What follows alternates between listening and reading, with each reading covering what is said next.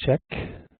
Okay, yes, now it's been recorded. Thank you very much for that heads up. Okay, so let me put it to record here. So what we will try to do is to give you a bit of perspective of business intelligence in general and the different type of users and reports that you may see or encounter while you're using the tool. Okay, in general terms, we can say that BI or business intelligence, it's helping you to analyze the past to come up with a strategy to improve the future. Okay. Basically what this slide is saying, it's you have a set of data, a universe of data. You're coming from the past. Basically, we are talking about transactions in Umoja, number of POs, number of shopping carts created, approved, number of transfer orders in the warehouse, number of goods receipts done, you name it, right? We have thousands and thousands of transactions in Umoja on a single day. Not single day. So these transactions are going to be recorded in the past. It may be from yesterday, or it may be from, I don't know, 4 years ago. And we may want to use all this data in order to analyze, create KPIs, create reports in order to see or envisage how the future is going to look like in terms of, for example, taking actions in order to tackle problems or issues that we have encountered while analyzing the data on the transactions in the past. A good example of that will be, for example, it's a set of POs which have not been approved yet for a particular purchasing group in a particular mission, whereas some other procurement groups in the same missions have POs, most of them approved, with no time between the creation and the approval process. So we may want to see why in that particular procurement group we have problems in order to approve POs, for example. Let me mute some of you already. Okay. So as I say, BI is going to help you to analyze large amount of data coming from the past, which eventually are transactions in the system or data coming from the transactions in the system, and will help us to understand how the present is looking and how we can improve the future in terms of the actions that we want to take in Umoja BI and in Umoja in general in order to improve the future. So that's the first high-level overview on how BI or why BI is important. Then we're going to just give you a bit of an insight of the ETL scheduling in Umoja. It's not really technical, but it's important that you guys understand what is an ETL and how it works if we are talking about business intelligence. Does any one of you know about ETL, or at least what ETL stands for? You may speak up, no problem.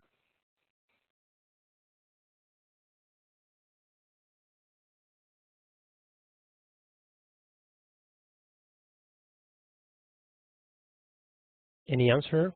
Anyone? Okay, I don't see anyone answering now. So ETL stands for extract, transform, and load, right? So remember in the previous slide, we were going to analyze the past, right? Large amount of data. But in order to extract that data and put it in a report, we have to extract the data from Umoja, transform it so that data can be readable, let's say, in a BI tool, and then load it into different reports. So this ETL process, right, extract, transform, and load of data, has to be executed every single day in Umoja BI. So as this ETL process is not a simple one, it's quite complex, and we are talking about a large amount of data, it's going to take around 6 hours to be completed. Okay, do you see total processing time of the ETL? 6 hours. It's a morning schedule from 2 a.m. to 8 a.m. Valencia time or Brindisi time, Central European time. So it takes 6 hours to be done, to be finished, this ETL process, extracting the data from Umoja for all the transactions that were done on the previous day, transform it into the BI tool and be loaded into the reports that will be ready for us to be used. So that's in terms of ETL scheduling, and this is a bit of the time range. So you may see that from 2 to 8 a.m. every single day, there is an ETL process that is taking place here in the servers in Valencia. And sorry for that. Once a document is created and posted in ECC on SRM, right, it will be available in Umoja BI with a certain delay, several hours, as a result of the above ETL scheduling. Meaning that, for example, you see this 0, right? So before 2 a.m., let's say that today we are creating a PO, and this PO is approved.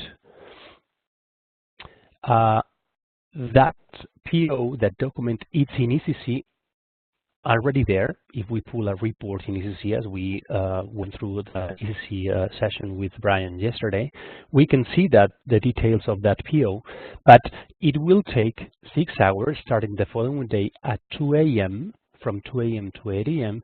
to be ready in BI, you see? So we create the PO of the data goes into the ETL process the following day in the morning, and then at 8:01 a.m. the following day, that PO will be reflected in Umoja BI. So we can say, in general terms, that the data in BI that we see in the reports, it has a 24-hour delay, right? So the data that we are seeing in the report, that we are analyzing in the report in BI, is not live data, okay? And it's perfectly fine. We can live with that, because we were seeing before, sorry for that, as I was saying before, this data in the past, we don't need it to be live. We want to analyze large amount of data, not only from yesterday or the day before, but maybe for the past month, 2 months, or 2 years. And we want to analyze the data to improve or take actions in order to improve the future. So we can live perfectly fine using BI without the latest data. Okay, that's important to understand that part, because when we do analysis of different reports in BI, when we are all together in Valencia, we have to take into account that most of the data that we are going to analyze is not live, at least has 24 hours of delay. Okay, do we have any questions so far? Anything that is not clear? Okay, so then we're going to talk about the different type of reports or type of reporting that we can see in Umoja BI. Okay, you see here 3 pillars, let's say Umoja ECC, Umoja BI, and Umoja the portal, which is SRM and then the employee self-service. These 3 pillars basically envisage 2 types of reports, which is ECC and SRM, and ESS, which is the portal, and ECC will give you transactional reporting.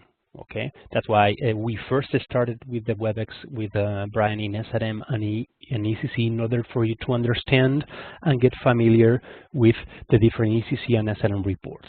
This is what we call transactional reporting, which is reports based on transactions that are basically live, that has been just done. They have been just done. So as I said, we create a PO and automatically we see when we pull a report in SRM, with the report will be there, the PO will be there with the PO number. If we do a shopping cart, if we just approve a fund commitment, if we see a list of open items in finance, all those transactions have been done in the same day, are transactions, live transactions, and will be reflected in what we call transactional reporting. ECC is a transactional tool, the portal, which is SRM and ESS, but mostly we're focusing on SRM, it's a transactional tool. So they give us transactional reporting. Then Umoja BI, it's different.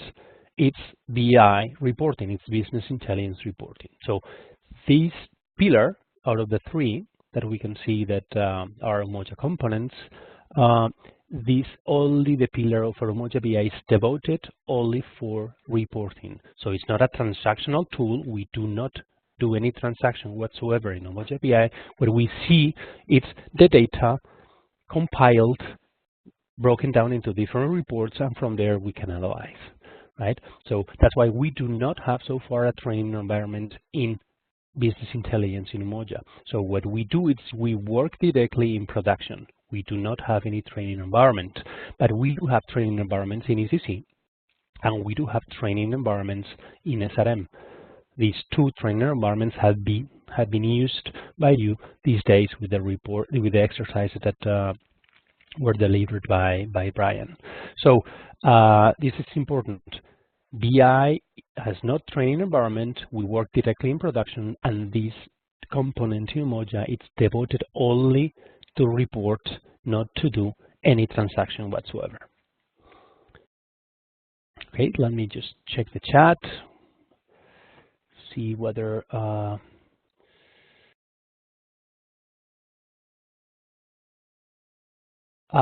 well, Abdu is hi Abdu. You said that you cannot unmute your microphone. Yes, you can unmute, no problem. The only thing is that when you first log in into the WebEx, it's important that you mute. But of course, you can mute yourself manually.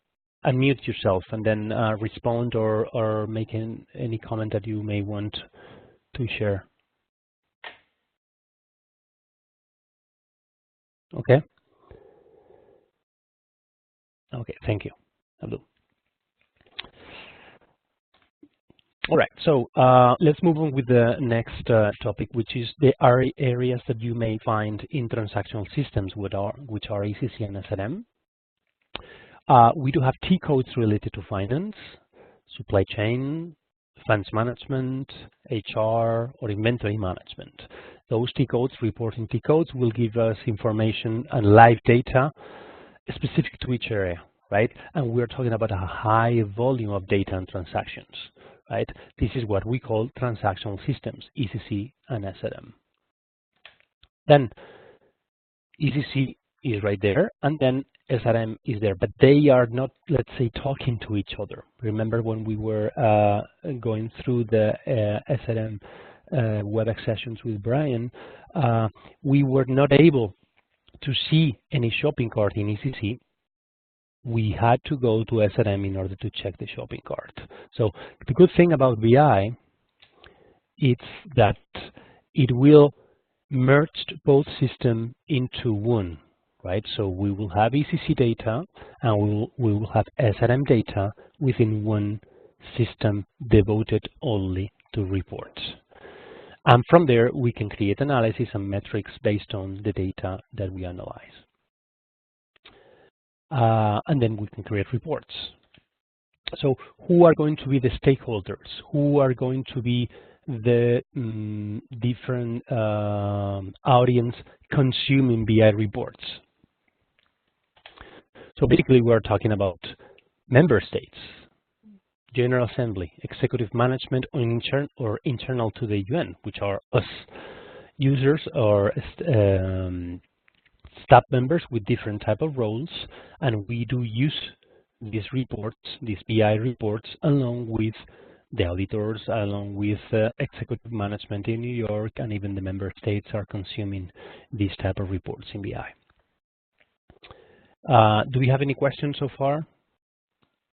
Let me just check the chat.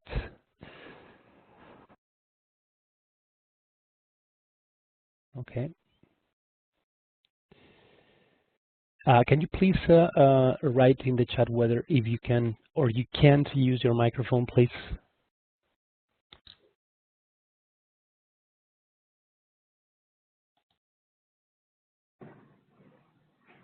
Hello. Yes, hello? It's working, right, Danny? Okay, perfect. Okay, you can use, perfect. So in case that, because I saw Abdu telling me that he could not unmute himself, so I'm a bit worried that the rest of you would, yes, it's working, perfect, thank you. Lily, thank you, everyone. So what I can do here is, let's say the trainer, I can mute in one shot in case that someone it's talking or have a background noise. But of course, you can always unmute yourself without any problem and ask questions or comments in case that you want to share anything. So this is a high-level perspective of all data that it can be in a transactional system, and then it will be dumped into the BI system with a 24-hour delay. Then we will move on to the difference between transactional reporting and BI reporting. And this is important we all understand. So because a good reporting officer, a person who knows how to analyze data, doesn't have to be literally a BI super user, a person who knows how to create complex BI reports. That's why we, in Level 1 type of academy, we're going to cover ECC, SRM, and BI, because we want you guys to understand the scenarios where when you may want to use transactional reporting rather than BI, and the other way around, using BI instead of transactional reportings, and always be knowledgeable on how to extract the data into Excel and analyze the data into Excel. So it's a kind of like a holistic approach. Not going to cover only BI, but that's why we want to cover ECC and SRM transactional systems along with BI and Excel. So you have a holistic and complete view on how to analyze data from a Level 1 type of perspective. Okay. So let's see the difference between transactional reporting and BI reporting if we are talking about availability of data. Anyone can tell me, and you can unmute real fast, is data available in ECC SRM live, yes or no? Yes. Yes, right? Is real-time reporting data is available immediately after it's entered into ECC SRM and reflects current values in Umoja updated on a regular basis. We know that. And BI, we talked that data is refreshed on a daily basis, no real-time availability of data. Well, we can live with that. We know it's a limitation, but we know that why we are using this tool, because we do not care on the latest transaction. We are actually taking large amount of data coming not only from yesterday, but maybe from the previous months or previous years, in order to understand a trend, in order to understand a breakdown of types of POs by different fund centers, right? And from there we can drill down our analysis. So in terms of availability of data, there is a huge difference between these two types of reporting, transactional and BI. In terms of analytical capabilities, we saw with Brian, a very comprehensive to WebEx-SC in SRM and ECC, that indeed we can do a lot of things in ECC, right? If we know how to do them, if we understand the value of the different features. But overall, we can always say that in terms of analytical capabilities, it's quite limited, right? Because it's already predefined options. We can change the columns, we can go to the change layout and change the sort, filter. We can play a bit with the layout, but it's a bit limited, right? Because the T code instead, the query itself, it's going to narrow down a set of data, and from that set of data you'll see a report that it's kind of static, we can say. Although if you know how to use and you know what you want to analyze, it's perfectly fine to use ECC and SRM, right?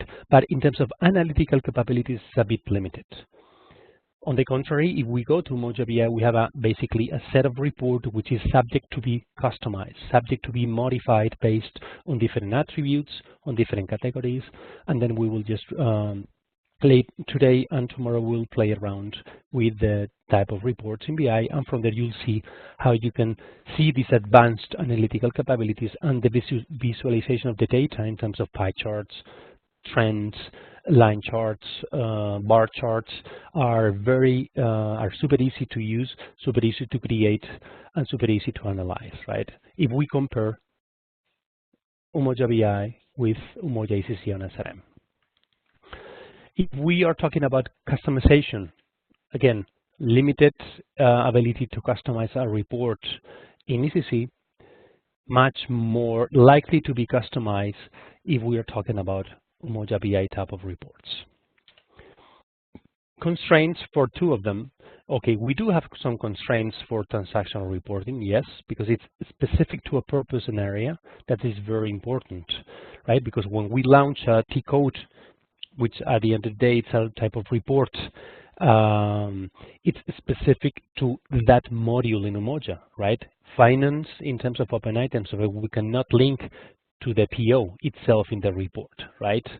So we have to know the limitation beforehand. Right? So data is coming only from one system, which is ECC or SRM, depending on the component that we are using. But we do have some constraints in Umoja BI. We're not saying that the Umoja BI is a definitive tool. It's a complementary tool to transactional reporting, but we do have some limitations, which is the data is not live. There is a daily load, right, based on the ETL process, and we do not, and this is important, know full details at transactional level.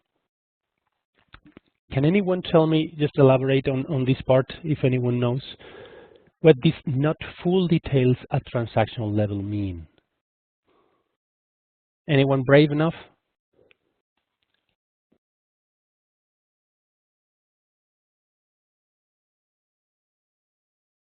You can use your chat as well.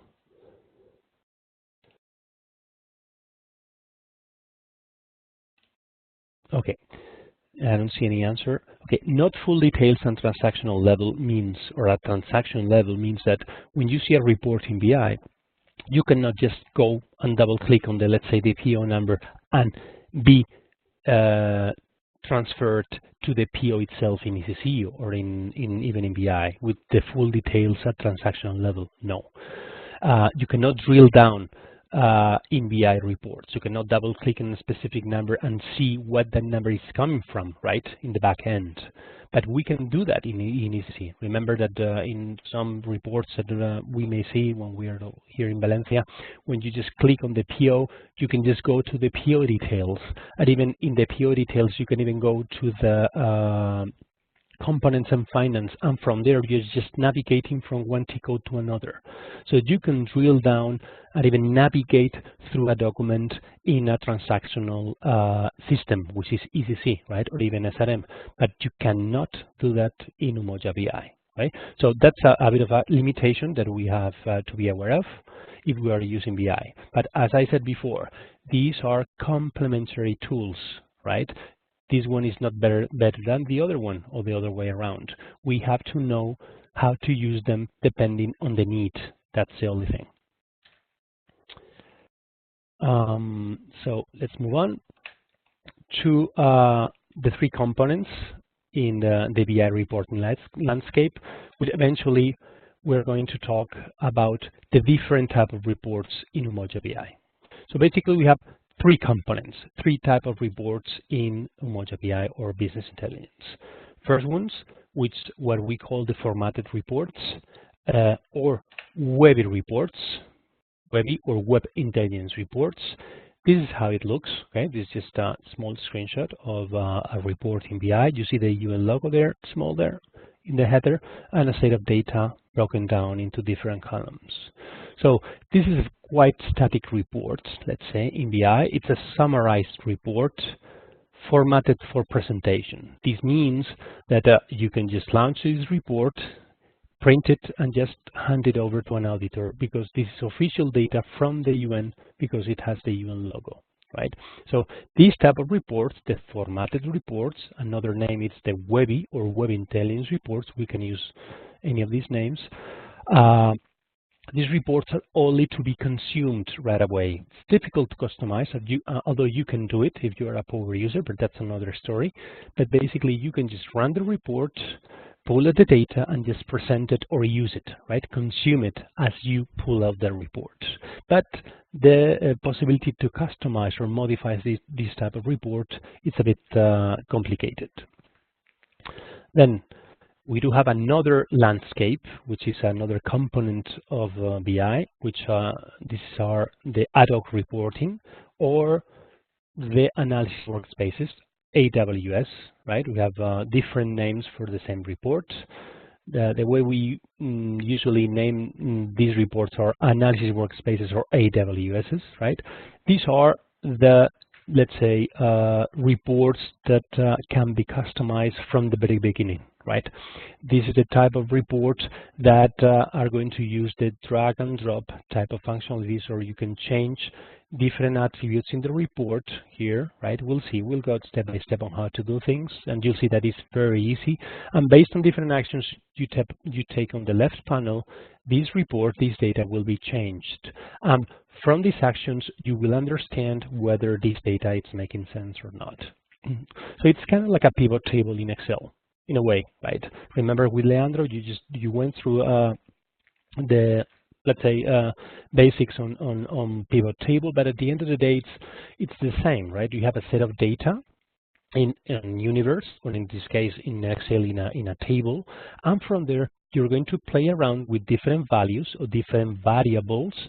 You drag and drop in the columns or in the rows, or you just set a value, and then the table will change. So this is a kind of like a strengthened or a super pivot table, this analysis workspace. But in terms of the actions to be taken into the system, basically we're talking about the same thing: pivot tables, customized tables, analysis workspaces. And you'll see that these are very, very useful, and the more you use it, the more you like it, because it's at the end of the day you really get used to the different dynamics and features that you can do in these analysis workspaces, and from there you can analyze large amount of data, and even narrow down to a specific PO in the case that you are going to do an analysis of PO. So from big you can really go small, and the other way around, from small PO you can just go bigger. So you'll see that these type of reports are quite useful. And the third component, let's say, in BI, is what we call dashboards. Okay, there are dashboards in Umoja. There are several projects on that, on FM. There were some dashboards in terms of the DFS for CMS DMSs, but that project now is kind of like in a dead end. But in any case, all these reports can be transformed, let's say, in a data visualization tool, which is a dashboard. At the end of the day, all this data can be transformed in a graph, in a line chart, in a bar chart, in a set of data that is going to summarize what we see here in tables, right? So it's what they call at a glance view. Especially these dashboards, these components are intended to be used by executive management of managers who do not have a lot of time to play around with data, with these previous two type of reports, but they want to see how the mission, how your unit, how the system is doing in a particular moment of the time, right? So this is kind of like a picture of your mission, right, in a dashboard. In this particular dashboard, we're talking about budget here in the left panel, some contracts here in the bar charts, open items down there. So in just one shot, in one picture, they can see different type of data in different categories from your mission.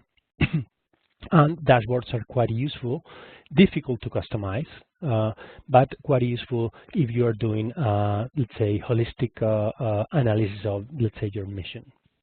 So 3 types of components in Umoja BI: formatted reports or web intelligence reports, the first one; ad hoc reporting or analysis workspaces, the second one; and dashboards, the third one.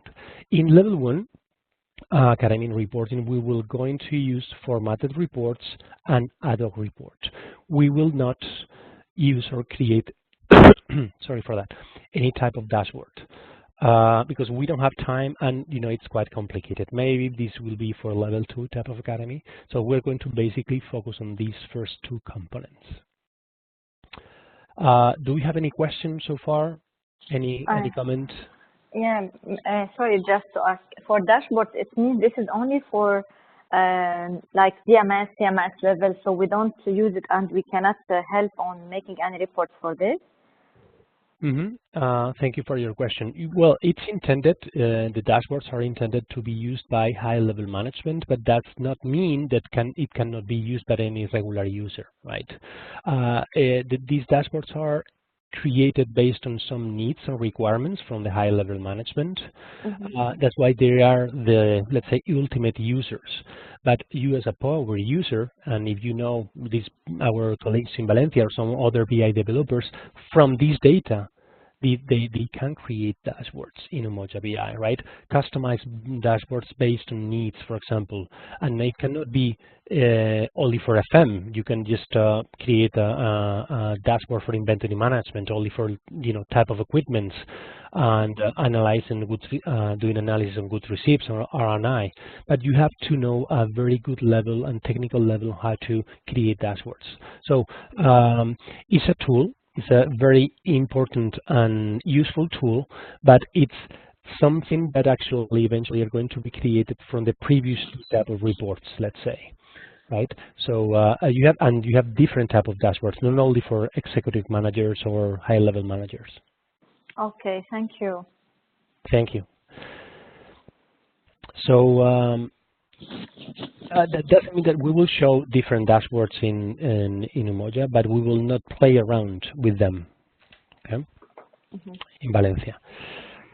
Another feature from the dashboards is sometimes where you're clicking here and there in the dashboard, you may be redirected to a particular report, right? That's why you see here, drill down.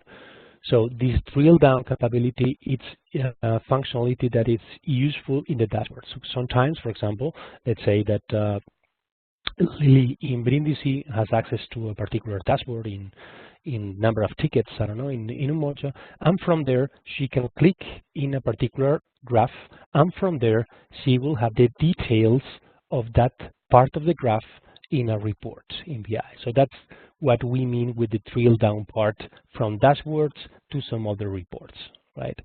So yes, indeed, dashboards are quite useful if they are wisely designed with all different counterparts all together, with a good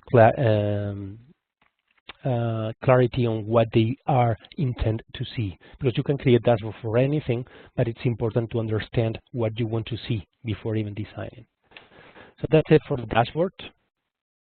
And you see, this is a very high level. It was 30 minutes of very high level view of BI, especially because I took a bit of more time, because I saw that most, or at least 50% of you guys have never logged into Umoja BI. That's why it's important that we all understand the basics on what BI is, what the data is coming from, which are the limitations between the transactional systems and BI, and which is an ETL process, that it's the process that eventually are going to make available the data for us in BI.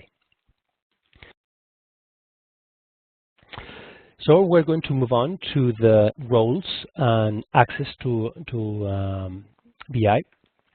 These role stuff is really, really important, because in the past, when we were using Galileo and Business Objects, which was another, let's say, BI tool, we did not have a lot of many limitations in terms of accessing data.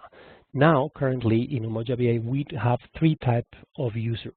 So depending on the user that you are holding, basically you have an access to a type of report in BI. So these are, let's go step by step so you will understand which are the different rationale behind all this breakdown of users. First of one, it's the regular or basic user in BI. Second one, the second type of user, is what we call analytical BI user. And the third one will be the BI power user. Right? So being one user, the other will grant you different actions to be taken in the report, or will grant you access to view one type of report or another. Okay, so let's go step by step. Regular BI user, this person will have access to all web, or to view not all, but certain web intelligence reports, WebEx reports. Remember the static report, report number 1, this one, formatted reports. Okay, these are the ones that the regular user will have access to. Sorry, Daniel. Yes. Yeah, regarding the formatted report, you mentioned this is the report that we extract from based on SRM or ECC. No, no, no, no. Web intelligence. This remember that we were talking about the BI reporting landscape. Yes, yes. So now only talking about BI, we have three types of components in BI. First, or reports, let's say. First, formatted reports. Second, ad hoc reporting. And the third are the dashboards. Okay. So now we're fully focused on BI. Okay. We wanted to, for you to have clarity on which are the difference between transactional reporting, which is ECC and SRM, and then BI, because you did already some exercises and you went through a couple of WebExes on ECC and SRM. So now you have a full, let's say, understanding on different capabilities from transactional reports. Then we want to put that on a side and then focus only on BI. And then focusing only on BI, we have three types of reports. First one is a formatted report, second one is analysis workspace, and the third one is a dashboard. But yes, you may be a bit confused because the formatted reports, it's a very limited type of report in terms of being customized. I said that before, but still it's a business intelligence report. Okay, thank you. Okay, thank you for your question. So this report, it's accessed by the regular BI user. Okay, it's a report that can report consumer who can run, print, schedule, distribute formatted reports only regular BI user. Okay, then let's move on to the analytical BI user. An analytical BI user can do everything that the regular BI user can do, right? So this user, it's embedded in the other one. So I am an analytical BI user, so I'm already BI regular user, right? So besides all this, I can run ad hoc reports, WebEx reports and ad hoc reports on our famous analysis workspaces, right? So if I go again to the previous slide, basically an analytical BI user can run formatted reports and then analysis workspaces. So two types of reports. Okay. So this is the analytical BI user. And we wanted you, before you come into Valencia, to have analytical roles for different type of data in BI. We asked you to request analytical BI user to access several reports so you can play around with web intelligence reports and with analysis workspaces. Because we will start from day one using BI reports and we want to have full access from the very beginning, right? So that's the second type of user. Third type of user, it's a BI power user. Okay, the difference between power user and analytical user is only one. It's that he or she can access to the shared analysis folder. That's the only difference between this analytical BI user and a power user. This person, it's a functional business user who can customize reports and analysis areas and most importantly, share with others. The shared analysis folder will go through that folder later on in production. It's a folder where you as a power user can put reports and this report can be shared with other power users or even analytical users, right? So let's say that I am a power user and I just created a report on inventory management, for example, and I put it in the shared analysis folder, and Brian in another mission can just pull the same report because I had created it and I put it in the shared analysis folder. So the basic difference between the number 2 and number 3, the analytical BI user and power user, is just the access to the shared analysis folder. There are some other differences as well, but this is the most important one should be this one, right? I think we have a question in the chat. I saw that in a pop-up. Roles could be kept after the training. Yes, that's a good question. Yes, it should be kept because especially if you are going through the academy with all the exercises and you get your certification, there is no point of removing the roles once you have the knowledge and once you have granted the roles. So yes, Claudia, there will be no business reason whatsoever to remove any type of roles in terms of BI once you go back to your mission, right? It would really make no sense, especially because as you see in BI, and you'll see later on, you cannot break or modify any type of information in BI. As I said before, it's not a transactional tool, it's only a reporting tool. So you just basically eventually at the end of the day, you're pulling the data and you're analyzing the data, but you're not changing the data. You're not changing the content of a PO. You're not changing the full details of a shopping cart. You're not changing the status of approval of a shopping cart or a PO or a fund commitment or a travel request, right? Or the equipment status. You only are viewing the data and taking actions or decisions based on an analysis of the data. So it wouldn't really make no sense to remove any BI role after you have come back from this workshop. So then this is we're going to do a small game so we all understand the different type of BI roles in Umoja. Okay, so let's start for the first one, basic BI user or regular BI user. Okay, let's say that I'm holding this type of user, right? First question to you, and you can ask, please use your microphone or the chat. Can I run formatted reports? Yes, Yes or no? yes. Yes, right? I can run formatted reports, yes, because I'm a basic user. Can I save this report into my favorites? We didn't talk about this, but I want to pose this question. Yes, since we can run, so Of course, right? You can always save your personal, you run a report in budget, and then you can save, obviously, this report under your favorites. Yes. Can you create analysis workspaces if you are a basic user? No, this is an right? analytical user only. Exactly. So I cannot share copies with others, of course, because I'm only BI basic user. Okay. Analytical BI user, right? Can I run formatted reports? Yes. Obviously, right? Because this basic user is embedded within this user. Can I save these reports into my favorites? Of course. Yes. Right? Sure. Can I create ad hoc analysis reports? Yes, of course, because I'm an analytical BI user. Can I share copies with others? No, only the Power BI user. Exactly. No. So now the BI Power user can, of course, run do orbital everything. reports.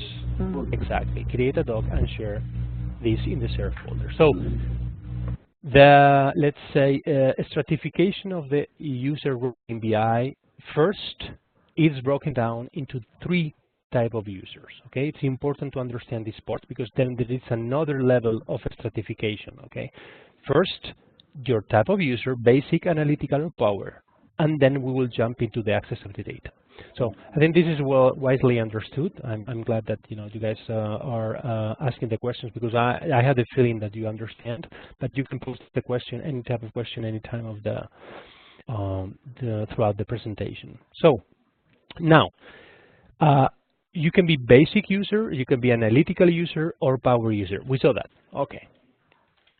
So you see 3 types of colors, and that's what I was meaning before with the stratification of the user access. You can be basic user, but you have to request specific basic user access to all these folders. So the access of the data is segregated as well. And let me go to the next slide so you are full understand. So this is the different, these are production. This is a screenshot that you can find in Umoja BI. We'll see all together later on. So basically the reports are included into different folders, right? Based on the business process. You have here travel, time management, source to acquire, project systems, grants management, fixed assets, and so on and so forth, right? So if I want to have access to a particular folder, which in this case is accounts payable, I do have 3 types of roles to access different type of reports within the accounts payable folder. So I can request BI15, which is accounts payable basic user, right? Or I can request a BI24 accounts payable analytical user, or I can be a power user for accounts payable, which is BI05. So let me go back to the previous slide. Each type of role in BI will be segregated in an access to different folders. So the segregation of access is double.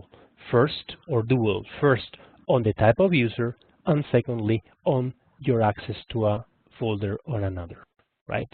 So what we asked before you come to Valencia doing the exercises is that at least you have analytical user access to some of these folders in finance, in funds management, and source to acquire, which is basically foundation processes, business processes that we want to cover in Valencia. So analytical user, basic user, will be your access to some of these folders, right? So the same will apply to all these folders, right? Accounts payable, receivable, fixed assets, funds management, general ledger, grants management. You see, all these are different BI roles that you may see or you may request in BI. And of course, answering some questions that I saw in the chat, you can be perfectly fine. It can work. You can be basic user in accounts payable, okay? But you can be and then analytical user in HR, and then power user in personal administration. So your the strategy of the access in BI depends on your functional title and the access that you are required to have based on your work, right, to the data. Of course, there's a couple of folders, which is organizational management and personal administration and HR, which are a bit sensitive, and not most of us have access to this HR data. But from the rest, I would assume that if you are dealing with finance and budget in your mission, and you want to analyze, large amount of data, at least you have to be analytical user in accounts payable, receivable, and funds management, right? At least if you have those three type of roles, you can analyze large amount of data in finance and funds management.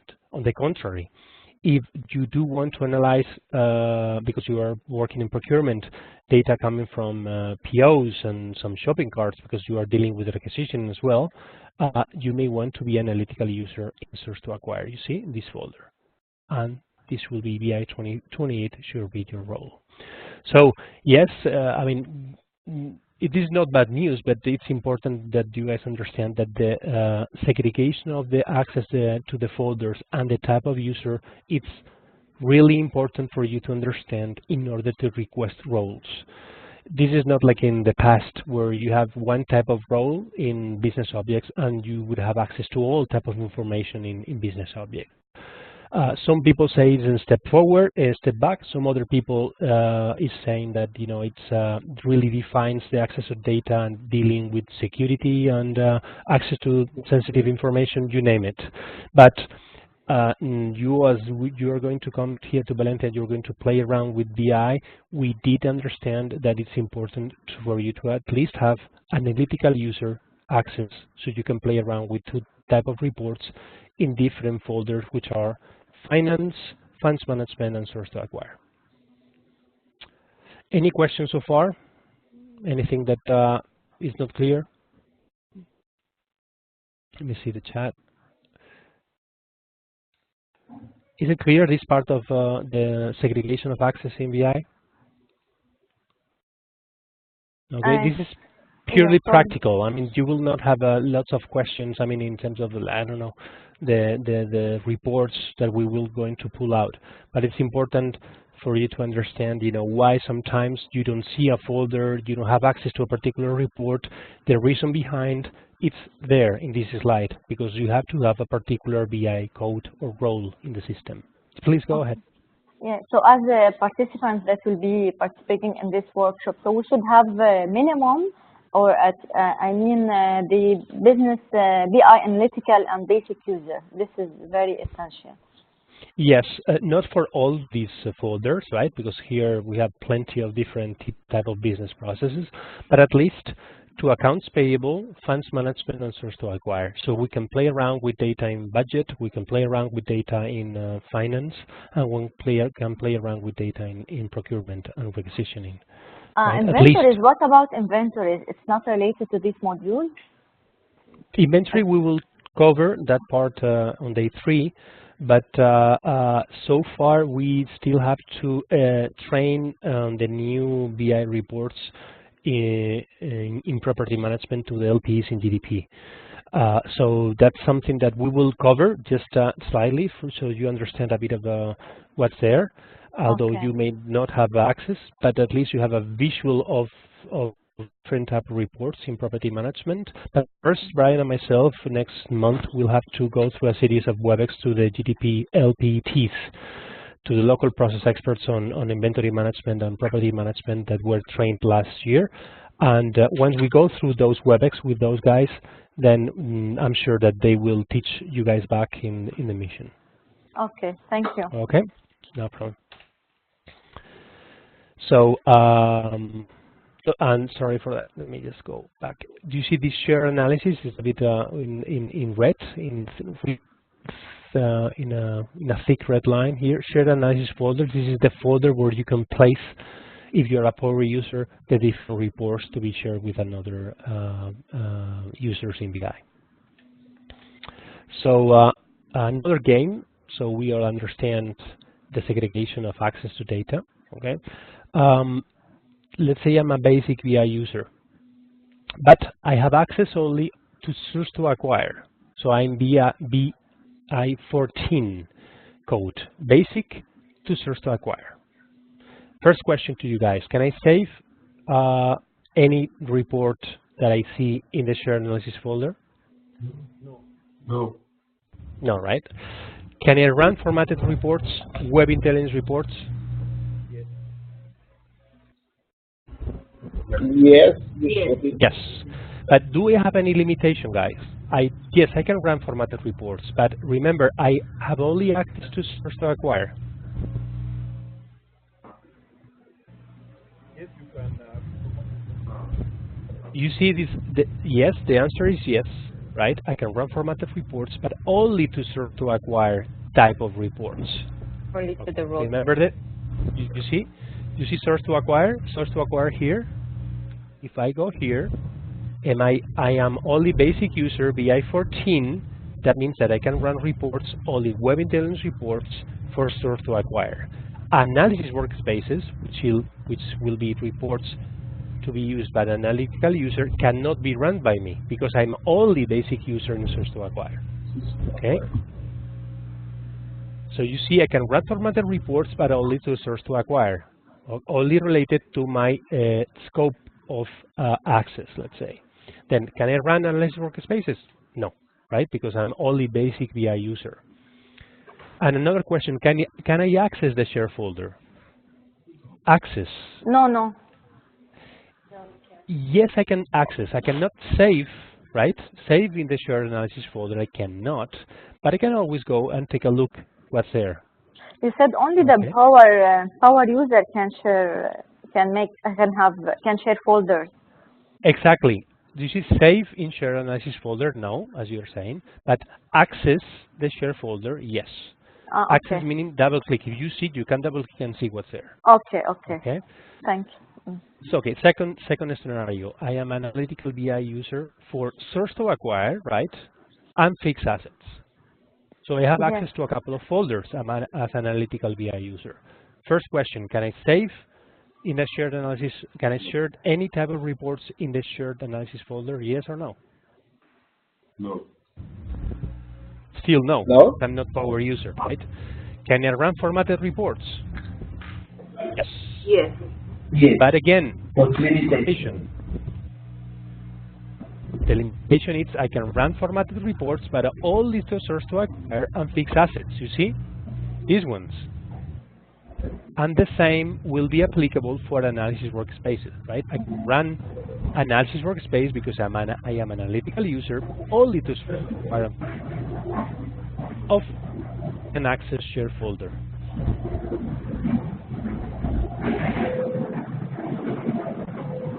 Sorry?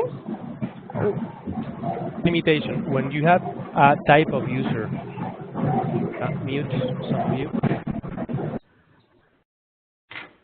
Okay, so when you are a type of user but with limited access only to a couple of folders, your access or your view to reports will be accordingly, let's see, accessed. So if I am analytical users to only two folders, I will see formatted reports, analysis workspaces only for those two folders, right?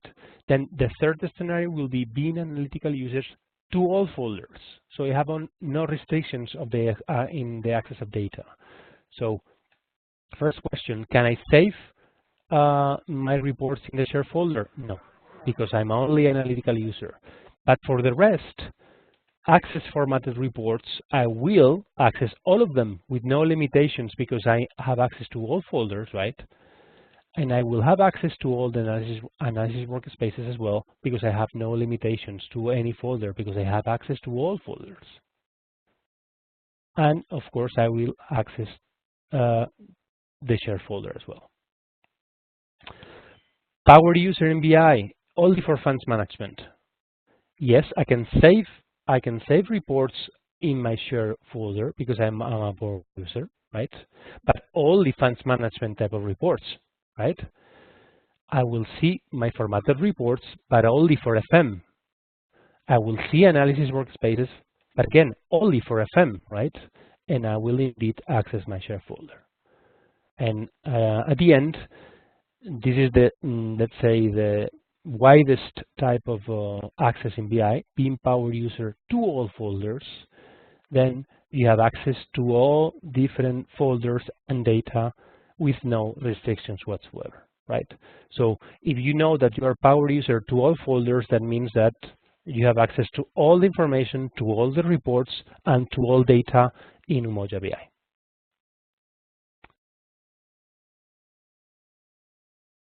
Any question so far? Let me check the chat real. Let me see down there. Okay, I see that you guys are answering the question. Okay, good. Is it clear? Are you guys following the session? Yes. Okay. Thank you. Thank you, Lily. Thank you, everyone. Yes, we are taking a bit of time. Maybe some of you already know all this stuff, but that's the reason of the pulling these questions in WebEx are very, very interesting for us because in a nutshell, in 2-3 seconds, you can understand the level of the class, and we do not, and that's something that Brian and myself we say in every academy, we do not want to leave anyone behind, right? So if we want to create a baseline of knowledge with the minimum of the latest student, of the last student, let's say, and from there, of course, we can focus on different type of reports to more advanced users, but we do not want to leave anyone behind. So we want to create a big foundation of knowledge in BI, starting for the type of roles, starting from what means transactional reports, starting for what means BI, for what means type of reports, type of access. So when you go back to the mission, you have full understanding and you have full power and you are empowered to answer questions from your fellow colleagues. So let me just put some polling questions, okay? Some questions that I think that we are going to, let's say, give you a bit of perspective of your level based on the slides and the different information that we went through this morning before we jump into the reports. So let me just go real fast to the first question. Okay.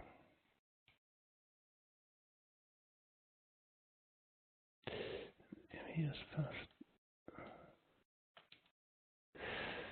Okay. So I'm going to open a poll.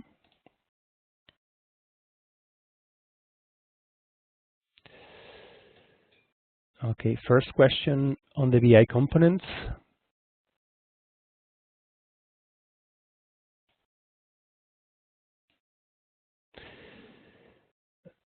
Let me see. Okay. So I don't know if you guys see the polling question. First question, and we went through this part, I think, quite intensively this morning. Click as many Umoja BI roles as you identify. First is super user, second analytical user, third power user, regular user, web intelligence user, or reporting user. So you can select more than one, okay? So there is not only one answer.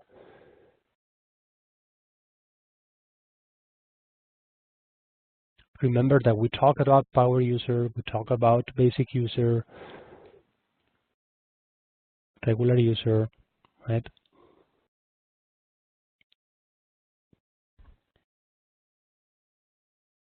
And then we see that you guys are basically understanding the type of roles, because I don't know if you see the bar chart, but basically most of you are answering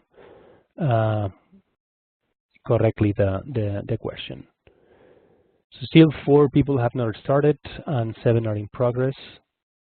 So let's give it, more 20 more seconds.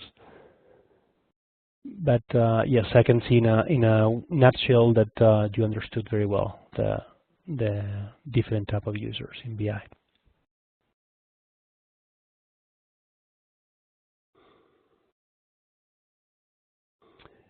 So 4 people have not started yet. I see 4 in progress. So I'm going to give another 20 seconds before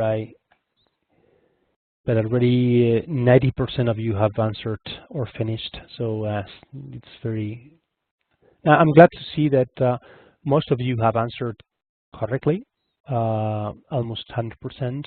So yes, we have 3 types of roles: analytical user, power user, and regular user. Right. So let me close the poll. Okay. So that's, I think it was clear, right? Super user does not, I mean, maybe an user in another tool, but in BI we don't have a super user.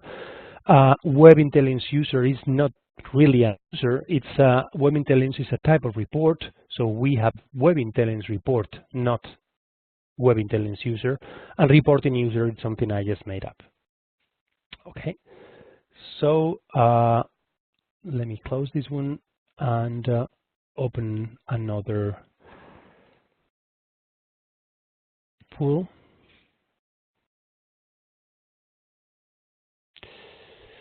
New pool.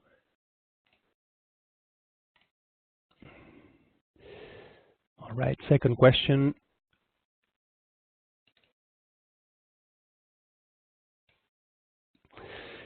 It's which type of reporting you can find in Umoja. There is again, we do have several answers for that. Transactional reporting, business intelligence reporting, ECC reporting, portal reporting, or dashboards.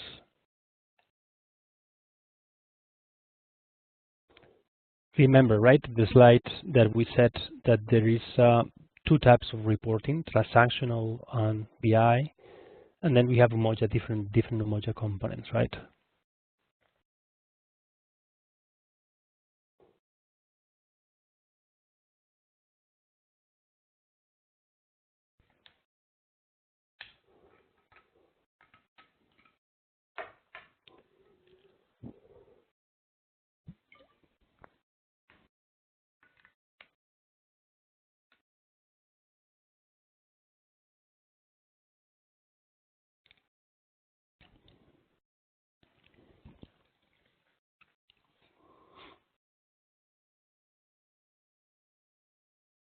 Yes, still we have 50% of the students to answer the question, so to give it more time.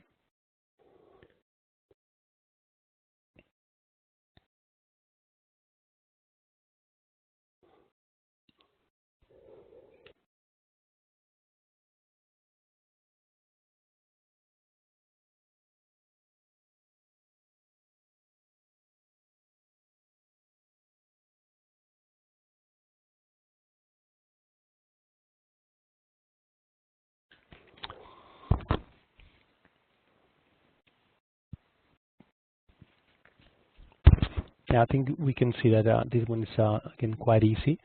You may be a bit of misled by some words with ECC or portal reporting, but eventually we know that in terms of types of reporting we do have 2, right? Transactional reporting, which is ECC and SRM, and business intelligence reporting. ECC reporting, it's not a type of reporting, it's ECC it's a component in Umoja along with the portal, right?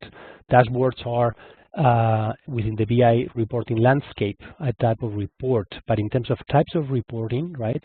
And this is actually applicable not only for Umoja but for all the different reporting structures. You do have transactional reporting, which is a transactional system. In our case, we have ECC and SRM, or an employee self-service, right? And then we do have business intelligence reporting.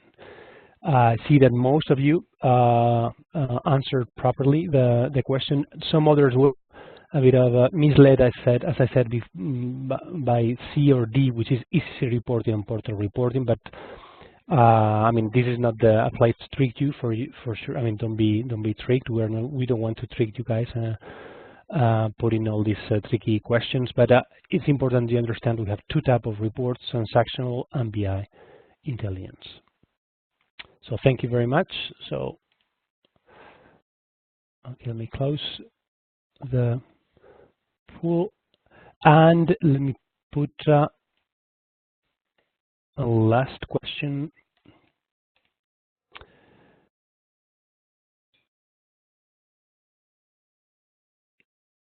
This one, type of user.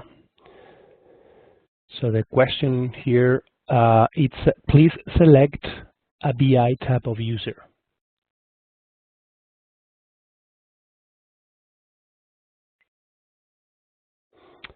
Again, it's a multiple answer. Remember the different type of users that we have in BI. You have 3 of them, and the 3 of them will be in one of those options, right?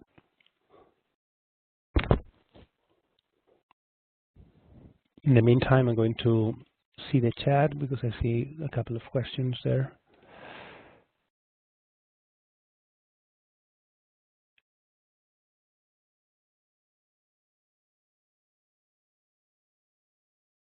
Okay, thank you, Claudio. Yes, don't worry. Thank you for letting me know. Some of you, at least Claudio Techer, I think he's got a problem with the resolution of his computer, so he cannot see very well the pooling question. But yeah, the answer was okay. I think I remember it was perfectly fine. That we're as I think Brian told you guys, it is just you know, the pooling questions for us is a way to understand whether you know, you're following the basics, and but we are not tracking your answers. We are not assessing in any way the answers, but we just want to, you know, have clarity in case that we see that some concept is not, you know, widely cleared, then we can go again. Yeah, so these pooling questions, you know, are really helpful for us as trainers. So let me, 10 of you already have not finished. I see 4 of you are in the process, so let me give you, you know, 20 more seconds, and then we'll give you the answer for that.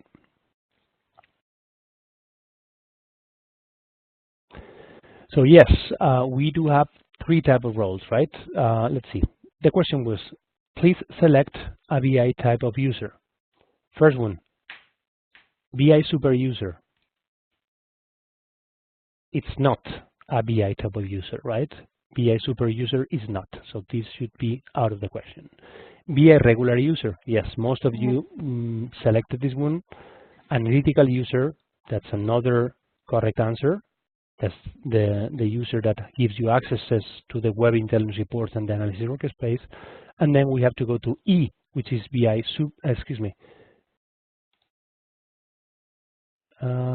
regular user and analytical user, Power user is not there, yes, only 2. Exactly.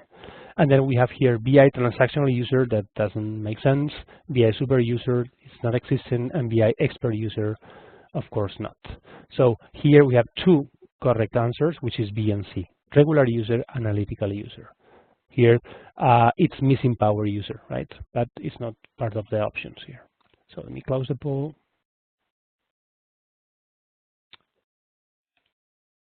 So, and from there we go. I want to show you, because now we want to really go through the access into Umoja BI. But before that, I created this on the fly in a Word document in case that, here we go.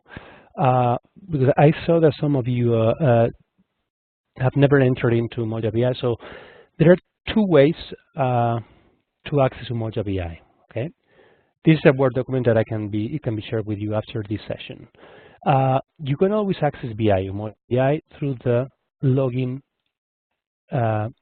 page in Umoja, which is the access that we usually do in order to access the portal or ECC, but then BI as well. You would need to insert your Unite ID or EADMS credentials, right? Unique for each one of us. And then we'll have to put our Umoja password, right? So this is really familiar thing to all of us. So we'll move on.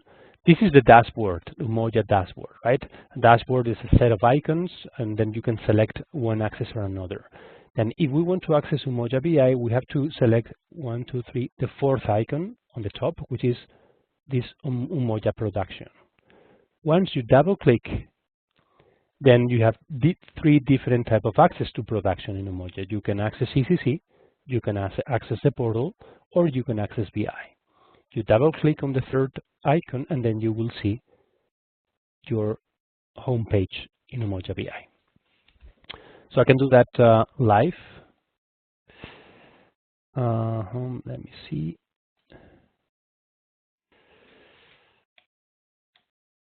Okay. So I'm logging into Umoja. I'm putting my EDMS credentials.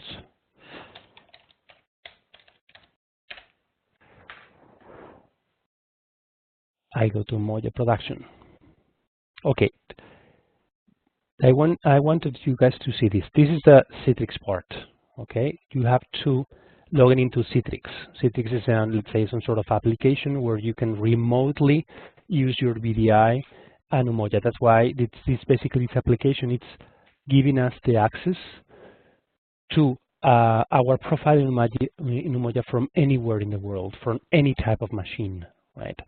So once Citrix is loaded, sometimes, in my case, yes, it does. I have a security question, but you can skip this part. And once you have answered correctly the security question, then you have these three icons that I was mentioning before: ECC, SRM or the portal, and BI. If I double click here in BI, then I am accessing with my name, right, production in BI. So first type of access to Umoja BI is using Citrix. You see, login portal, Umoja login, regular login, you put your EADMS credentials, the password in Umoja, then you select ECC, the portal, and in this case, this is BI. Okay, and I'm going directly to production. So let me log off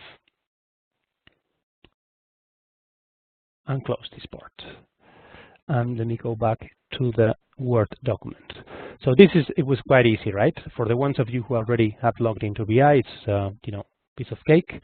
For the ones who have never logged in, this is the access, the link to the login page, EADMS credentials, password, and different steps. So you land into Umoja BI. But there is a second access or second way to access Umoja BI. And we understood out of these three academies that not all of you guys know about this second part. So this is the second access into Umoja BI. This is the URL. It's bi.umoja.un.org with /BOE/BI EADMS credentials. This one. If you click here, you will be redirected, and let me log off first, initially. So I'm going to put this URL, bi.umoja.un.org. So this is a different URL, right? Starting with BI. The other one that I was using in the first access was this one, login Umoja, right? This is not the access that I'm using now. I'm using this one, second one. Okay. So let me go back. So this is the land page. So you see automatically you're going to log in into BI with this Launchpad. And the good thing about this Launchpad is that you are bypassing Citrix. You have to put your username, which is your EDMS credentials, but this password, this production password, is not the same as the one that you are using here. Okay, it's not the same. It's what we call Umoja production password. Okay, that in case that you don't know it, you can always request forgot Umoja production password. Okay. The good thing about this is once you click, you know your password, you put your username, and this is by default. This P1B is the system, so you never change this part. So you put the ADMS credentials, your production password, you leave SAP there, and automatically once you click log on, you see Umoja production. You are bypassing now. I have bypassed Citrix. Why this is interesting? First, because it's only you are one click away of accessing BI production. Secondly, because sometimes, and trust me, this second access works much faster than the one using Citrix, depending on the situation, depending on the time of the day or the mission, your bandwidth. But really, sometimes it's much faster bypassing Citrix and accessing BI and pulling reports directly from this URL. So the purpose of this small document is to let you know that you can indeed access Umoja BI by using two different URLs. Okay. Any question? Because I think in the chat we have a couple of them. Sorry. See. Yes. Regarding the password, you mentioned here that it's not the same password that we use for Citrix, or what? I didn't get it, please. Yes. For BI, the one bypassing Citrix, Umoja production password. Let me go back to the Word document. Because for those who didn't open BI before, so what's the procedure? How Exactly. It's Umoja production password.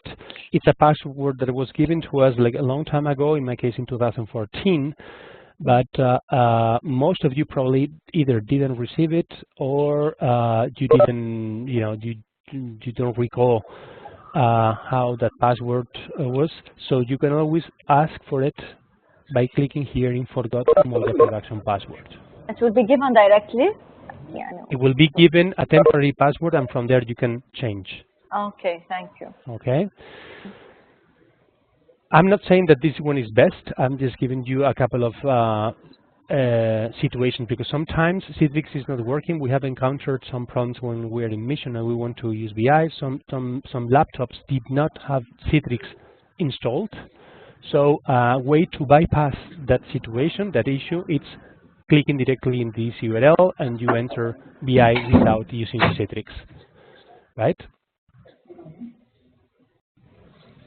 So I hope that that's understood. I mean, I think it's an added value in case that, as I said, you are maybe using BI from your home and your laptop and you have not installed Citrix in your laptop. So you can always access BI by clicking on this URL and using your production password in Umoja. And in case, as I said before, you don't know it, you can always ask for it by clicking here in Forgot Umoja production password.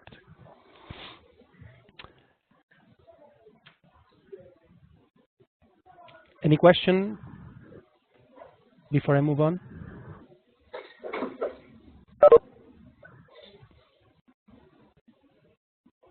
Okay, so okay, then I'm going to go real fast on what is a formatted report. Okay, and first let me just mute some of you. Okay. Remember that you can ask any question any time of the presentation, but for the sake of the clarity and I don't get confused with the background noise, I'm muting some of you already. So what is a formatted report? Now that we have gone through the basics on BI, the access, the type of user, the segregation of access for it, then we are going to the part of what's a formatted report. Formatted reports is a web intelligence report. As I said before, it can be accessed by different type of users, right?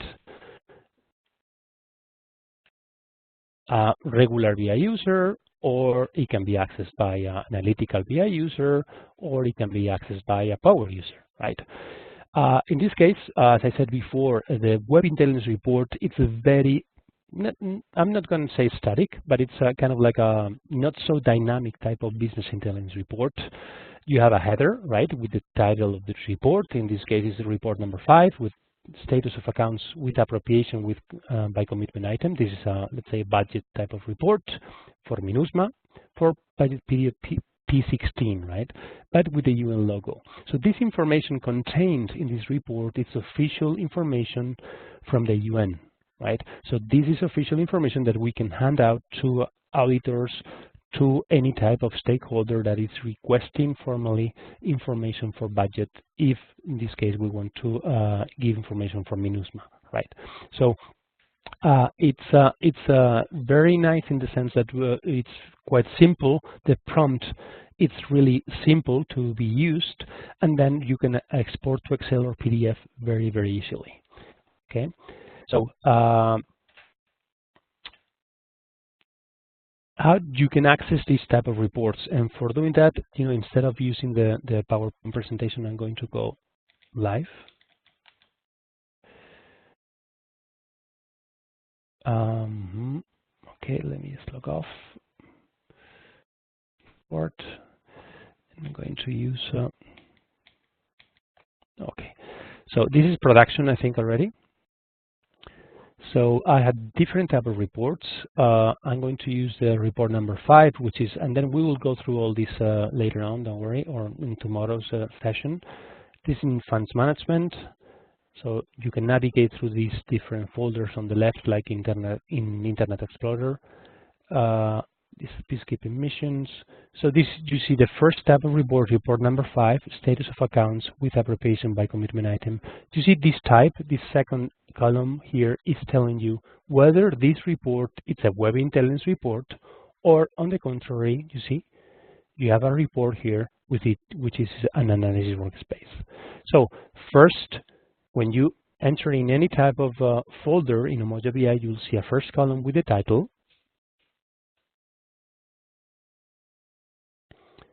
type of report, description, if any, who created it, and the date on when it was created. Okay, and you can sort by clicking here on the top of the header if you want to sort all these type of reports. Okay, so if I double click in this report, I will be seeing a prompt. A prompt, at the end of the day, is like a T code, because this is basically kind of like a T code. Remember, in a T code in ECC, you are inserting data, different fields, business area, fiscal year, budget period. You fill information in the query. In this case, you fill information in the prompt. You click in OK, and then you'll see the data automatically. So the prompt in BI, it's on the same stage that a T code in ECC. Then, when you click on the T code and you filter initially information, you execute the T code, you will see, as you saw yesterday with Brian, a list of data that you can sort, that you can analyze, that you can change the layout. Here it's pretty much the same. You have an initial prompt, you fill it with basic data, and then you click on OK, and you'll see information contained in the report. So, how to read this prompt? Here, for example, I'm going to put a fund. Here, the fund, you click on the fund, and then you have to refresh values. So you'll see all type of funds in the mission here contained in the prompt. You can go scroll down and select one particular, or you can use this one. Okay, important this part. It's important this search engine. And this small black arrow, it's quite important because you can search in key or match the case. Key is basically the alphanumeric document that is going to identify your fund, right? For example, in Brindisi Valencia is 20 BLA, 20 BLA, right? But you can search by the key, or you can search by the term. Excuse me, sorry, I didn't put, here we go. Match case or searching key. If you just don't put anything, the system understands that you want to search by description. So let me just put here asterisk UNLB. So the asterisk will give us the possibility to identify all funds within this scope of data containing the word UNLB. And then I click on the goggles, and you see I see UNLB, the fund here that I can select. Here you see a small key. Remember the key concept. If I go there, you'll see I see 20 BLA. I see the key related to the fund. 20 BLA stands for UNLB. So you click in the right arrow, so you are dragging the fund to your analysis now, UNLB. And then budget period. You click on budget period, you see here a large amount of data. Again, and automatically it's coming P15, that's a glitch in the system. So you want to remove P15 and put the current budget period. You remove that part. Because I don't see data here, sometimes you just put here an asterisk, click on the goggles, and from there you'll see the different elements related to budget period. That's a glitch, that's something that shouldn't happen, but in most of the prompts in the Web Intelligence reports, you can find that glitch. So P18, you select, you click on the arrow.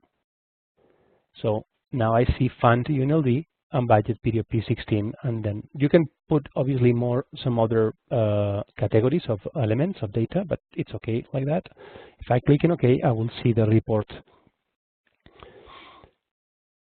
with data containing appropriation, consumable budget, and information from this budget information from, you see, fund UNLB, budget period P18. And from there, once sometimes you see a plus, that means that you can drill down in different levels of data. Okay, so now it's 11:33. I was intending to give more information on this type of reports, but we can do it's the following. I did send to you this morning the presentation that we went through this morning, and exercise to be done in this session. Okay, the exercise that I sent in Word is not the exercise that you will have to hand out for me. That I will give it to you right after this session.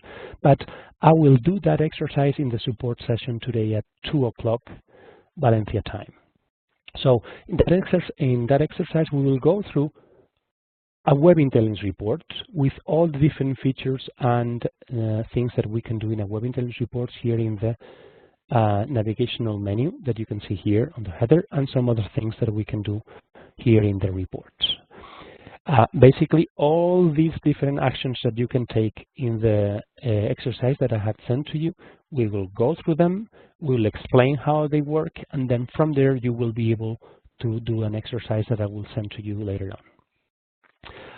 Usually in this WebEx session we covered that part, but I spent a bit more time on the login, on the type of user and BI in general, because I understood from the very beginning that 20 students out of 31 in this WebEx never logged into Umoja, so that makes really no sense. It would make no sense for me to just launch reports and start working with the reports, because I may lose most of the class.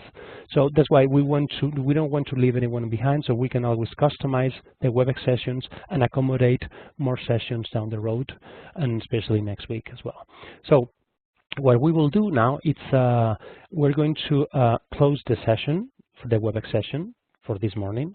That at 2 o'clock Valencia time, I will start an exercise that will cover all the functionalities that you may encounter while using or working with web intelligence reports. And from there, I will send you an exercise for you to do. And then tomorrow we will cover more things on BI, mostly related to analysis workspaces. Let me check the chat because we have some questions. Yeah, I see that some of you have things to do in the afternoon. I know that there is at 2 o'clock we have a travel VTC. Actually, it's the kickoff of the, let's say, the new functionality in travel, and we are fully engaged as a team in that project. But do not worry, because we will record the second session as well, and we will give to you the recorded version after we have finished, Lily and the rest of you who cannot attend this afternoon. So you will have full information how to do different things in the Web Intelligence reports today around 4 o'clock when you have the YouTube link available for you. So don't worry, Lily.